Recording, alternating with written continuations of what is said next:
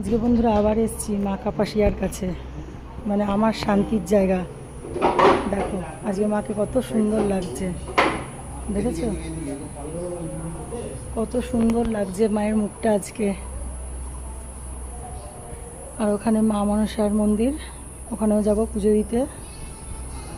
আর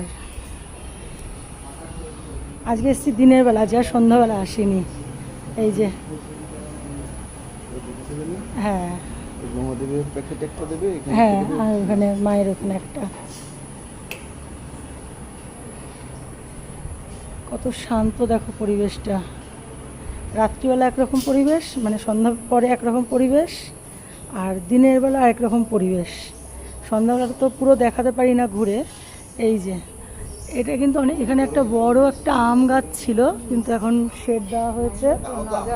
একদম প্রচুর গরম, প্রচুর। ওই যে মা মনসার মুখটা দেখো, দেখা যাচ্ছে কিনা বুঝতে পারছি না।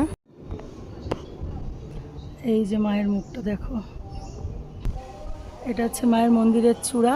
আর দেখো ত্রিশূলটা দেখেছো। সত্যি এটা আমাদের শান্তির জায়গা, আমি এখানেই আসি।